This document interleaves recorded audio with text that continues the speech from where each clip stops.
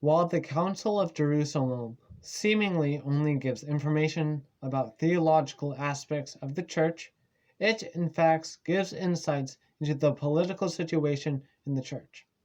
Some of these insights include that there was conflict between the Pauline and Jerusalem branches of the church, that the God-fearers sect of Judaism had become a major source of converts to Christianity, and finally, the church was willing to make major theological decisions at a council. Firstly, the fiercely different opinions from the apostles and on the council highlights divisions in the Pauline and Jerusalem church. So, some Jews were teaching that Gentiles had to observe the Mosaic laws and Jewish customs to be saved, but Paul said that this contradicted it since you obtained salvation by grace alone, faith alone, in Christ alone. And they held the council for this reason to try and figure out what was the right answer to this question. And there are a few accounts of how the council went down. One was by Paul in Galatians, while another was by Luke. And Luke has some foresight as he's writing it after the council happened. And Luke describes the council as being unanimous in its decision, and that they all rejoiced when the decision was conveyed. Luke's view is more similar to ours, as we are like Luke, and we are looking back on the event. However, Paul presents a very different picture. In Galatians, Paul says that, quote, certain sham Christians, interlopers who had stolen and to spy upon the liberty we enjoy in the fellowship of Jesus Christ. And this just highlights just the divisions like at the council between Paul's sector of the church and the church at Jerusalem. And the divisions went so far as Paul calling the other Christians sham Christians. Secondly, the God-fearers, even though they were Gentilian, had a major role in the growth of the church, as they already had an influence in the Jewish synagogues. So, while the God-fearers weren't mentioned very much in the Bible, we actually do know a lot about them.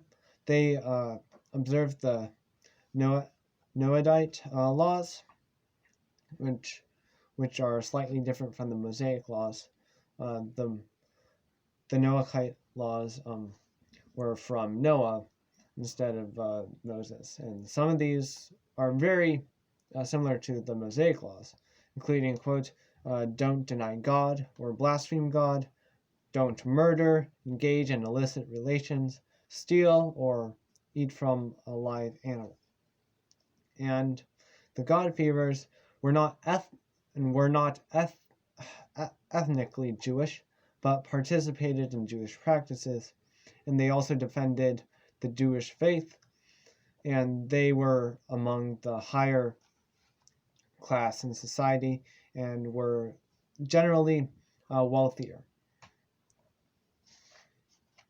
So the God-fearers, because they were wealthy, had a substantial influence over the Jewish synagogues, and later down the line the church, since Paul started his churches mainly through the Jewish synagogues. And so the God-fearers donated to local Jewish communities, and this has been recorded and collaborated by archaeological evidence as like a stele like dating from 200 AD, like record in Turkey has like pretty much 54 Jewish names and contributors to a local synagogue and 50 other Gentilian names. and these were most likely God-fearers. And as you can see, like, the God-fearers had lots of influence because they donated pretty much like half and most likely over half to the Jewish synagogues, and therefore they had a lot of influence over the Jewish synagogues, and therefore later down the line, the church. And the God-fearers were also a major source of converts because the Jews in the outside of Judea rejected Paul, as stated in the Jewish encyclopedia, quote, "Only because he, Paul, failed to win the Jews to his views, encountering strong opposition and persecution from them, did he turn to the Gentile world." And the most profitable or effective people group of converts were the God-fearers. So finally, the Council of Jerusalem also laid down a precedent for a more democratic approach to church decisions. Now, council, like the Council in Jerusalem, is by definition a formal meeting of church leaders and representatives who are brought together to regulate points of doctrine or discipline. And these councils can range from like just local around the area to like to representatives from around the world.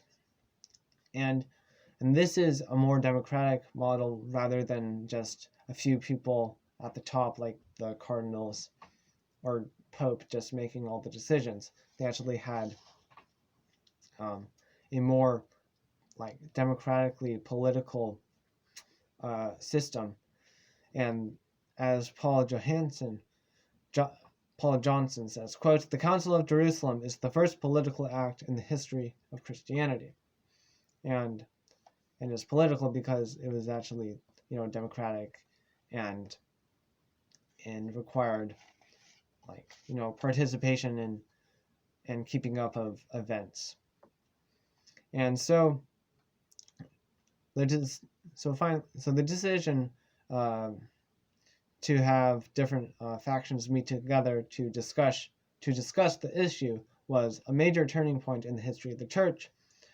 And because instead of fighting, they met together and tried to work out solutions.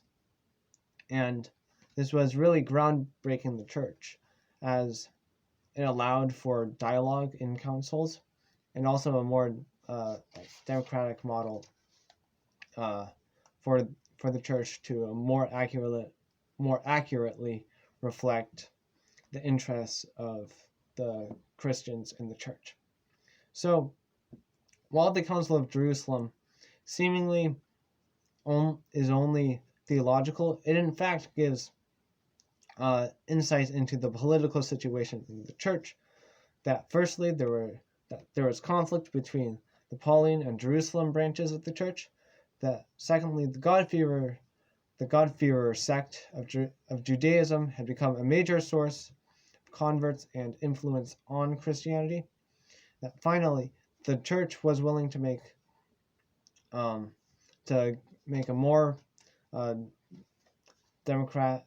democratically led council to make theological decisions on. Thank you.